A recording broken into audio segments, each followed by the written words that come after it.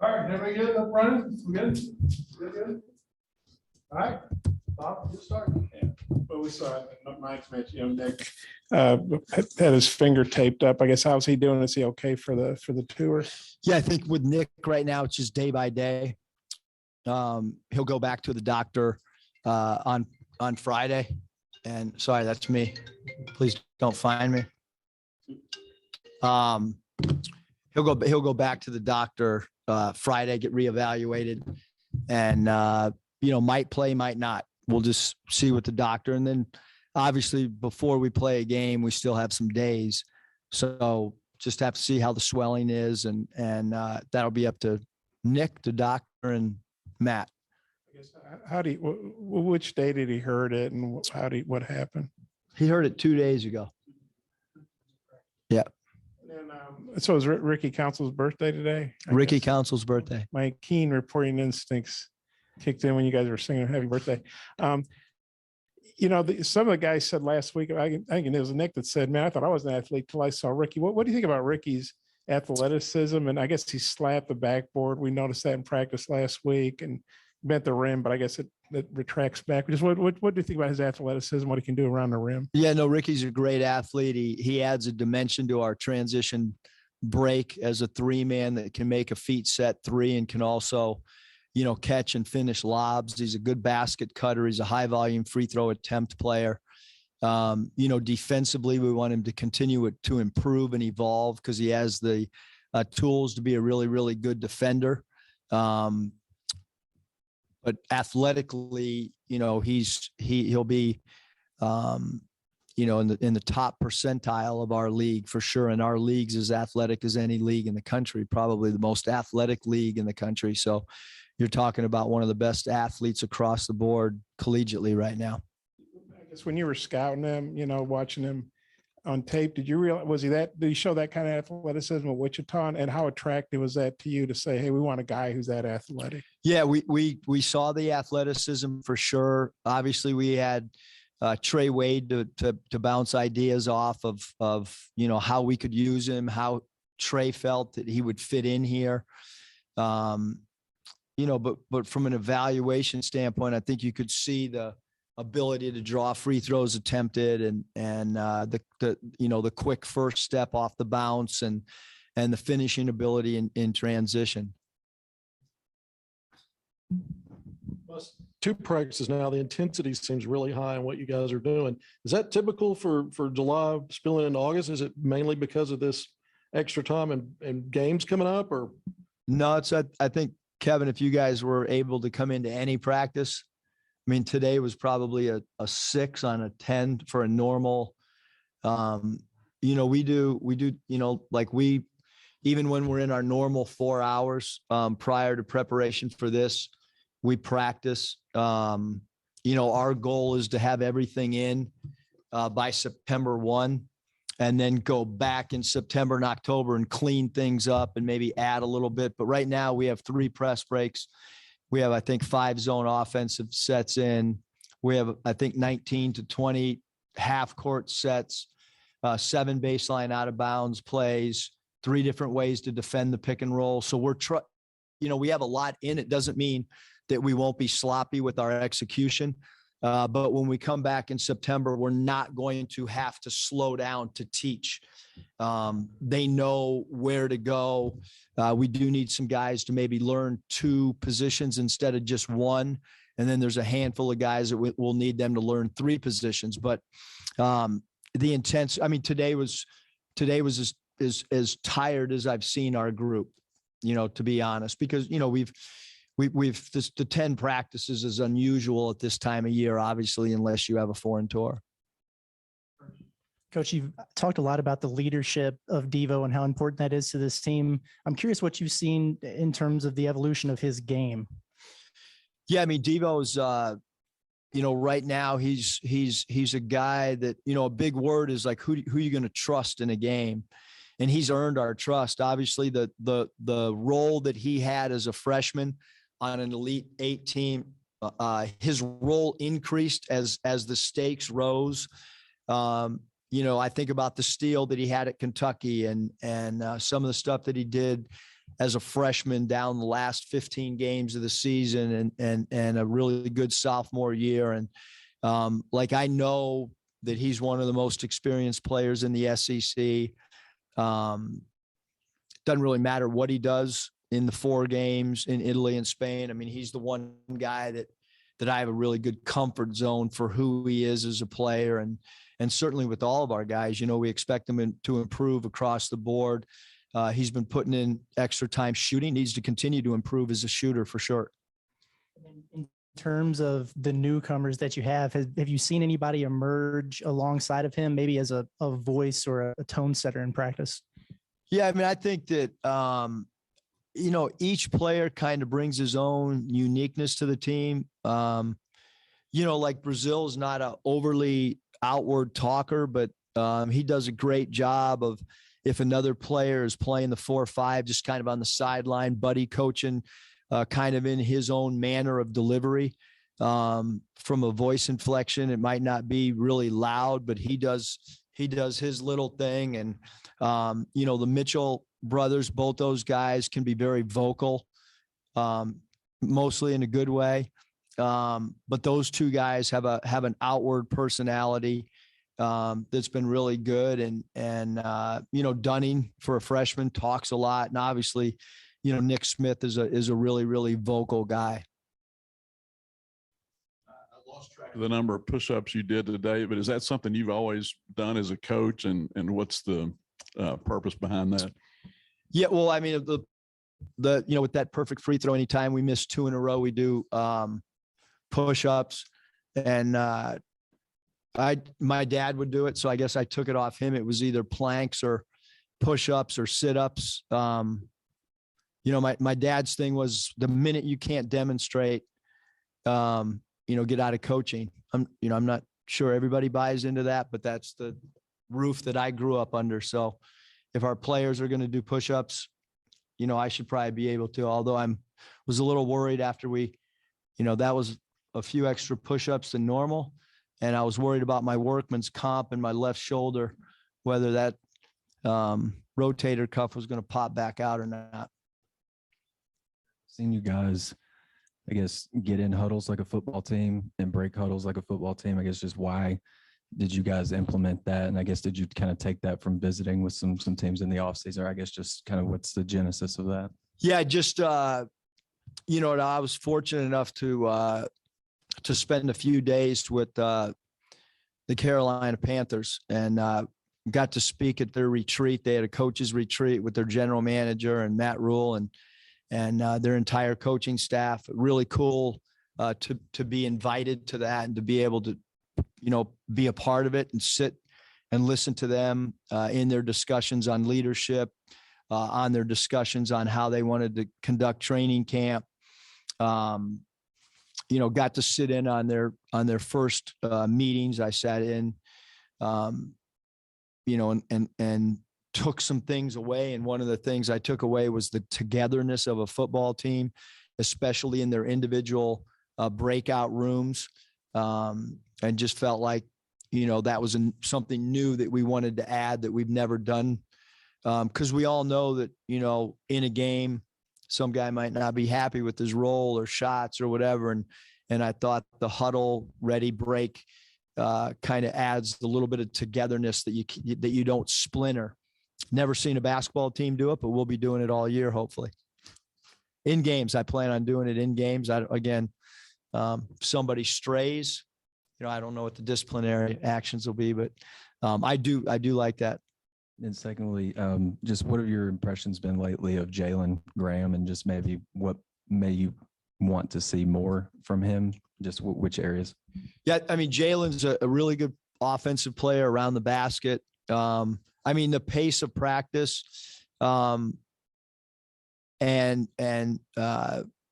he has not missed anything. So that is maybe a change for him based on what he told us, maybe what his off seasons have been like in his prior years in college.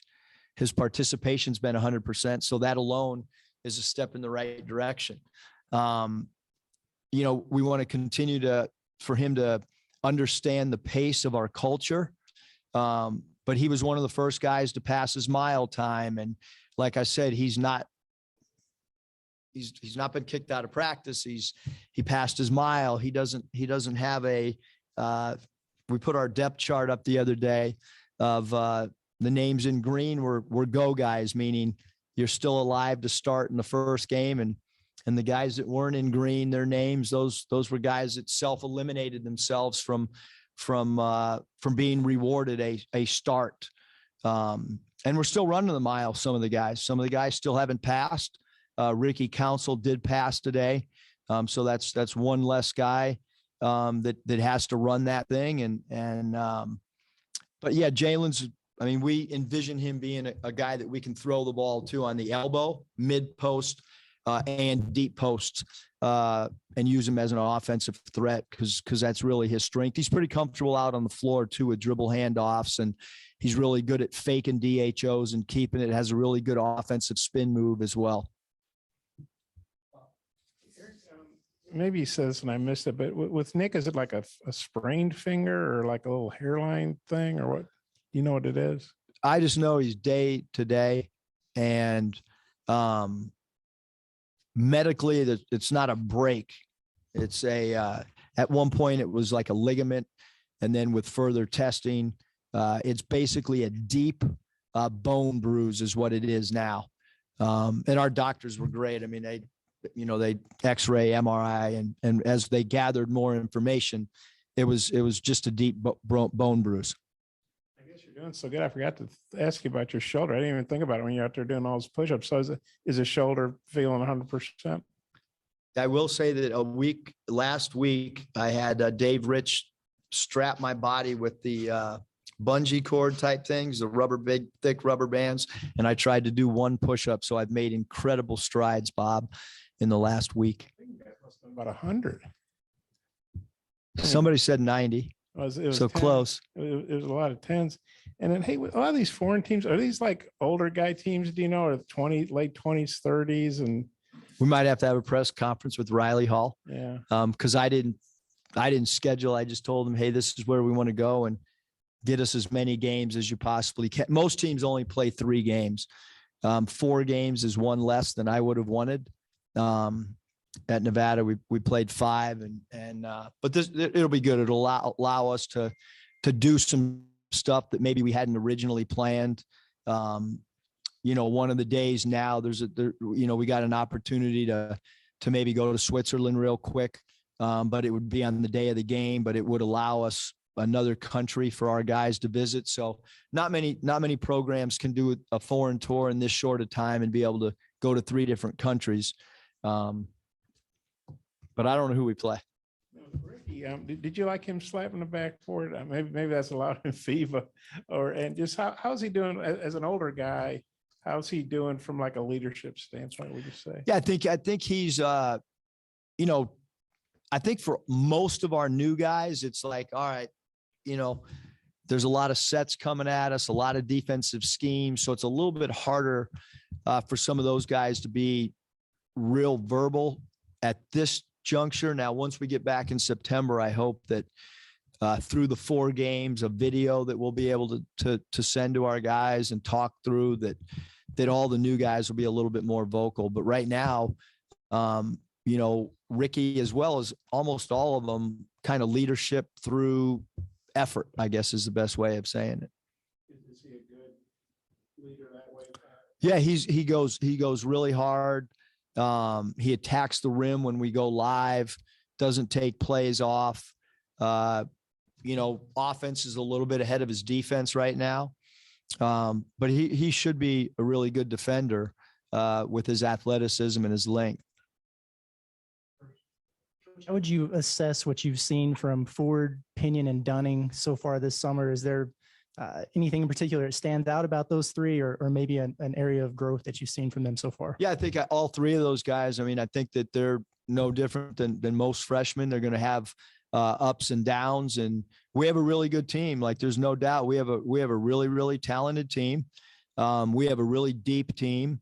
And so they're probably trying to figure out their way. I mean, they've been a part of college basketball for all of 9.5 weeks. So that's not very long.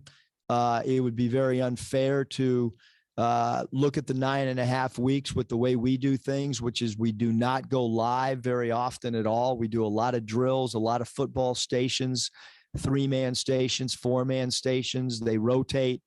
So I think that, we'll go through these 4 games, Curtis, and then get to, but I had Barry Dunning's, he's had some practices where I thought he was as good as anybody that we had out there. Very interesting with our former players that have come in and played pickup ball. Isaiah, Jimmy Witt, Mason, I think, and Dusty.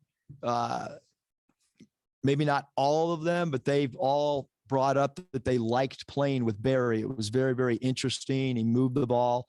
Joseph can really shoot the ball. Darian does a really good job of being, a competitor and attacking the rim off the bounce. So each of them gives, a really has a quality and a dimension, that they can provide for us. But again, I mean, it's kind of too early, with a freshman, especially with the transfer. You can go back and watch some tape and you have a little bit more of a body of work. Tweeted about the different FIBA rules and the differences in college and FIBA.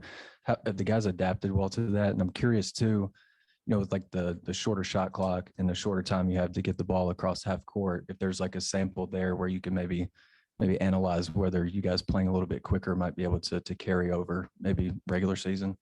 Yeah. I mean, I think with the rules, we've hit on it. They've seen that graphic. Obviously, some of the guys did some fun videos to try to, the videos were done, one, to educate the fan, but just as importantly, to try for guys to have a little bit of fun. We didn't put all the videos out on the rules. But what it does is it kind of gets in their head what it is. But in practice, the only thing that we've adjusted to right now is just the ball. I think that the players, the media, my wife, everybody's going to be shocked at how many travel calls we have early on. My experiences with American players that have a really good first step, that's called at a high frequency against teams from the U.S. So look for a lot of travels early and then look for some adjustments. We're not going to go out here and work on tapping the ball off the rim because you're allowed to do it in FIBA because we got 4 games and I really don't want any bad habits. So if we have an 8-second call in the backcourt, I'll probably get mad in the moment, but we're not going to really practice those rules. We got to stick to our rules that we have to play for 30 games that really count and really matter. Maybe a little bit on the pace things. I mean, you have 6 fewer seconds, a couple seconds. Yeah, no, I think you'll see what it won't allow us to do is almost all of our sets are 8 to 12 second sets because they're NBA quick hitting NBA sets that are not 20-second development sets. So our sets won't be affected at all, but what will be affected is when our plays break down, what we get into is our open offense. So we will not get much practice in open offense because what's going to happen is it's going to be run the play, shot clocks at 2, and you got to go get something real quick. So I think it'll help us execution-wise get into our spots a little bit quicker, knowing that there's, the shot clock is significantly different.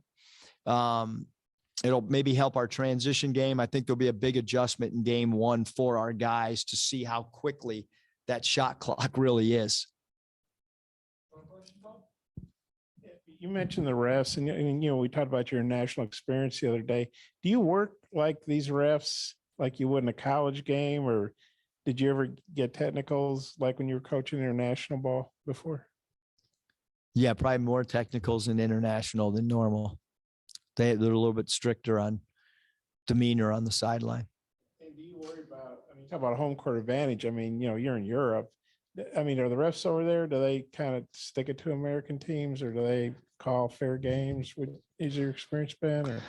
We're not going to get any good whistles, but again, I don't anticipate a lot of, fans. I don't know what it'll be like because I have, these are two countries that I haven't played games in.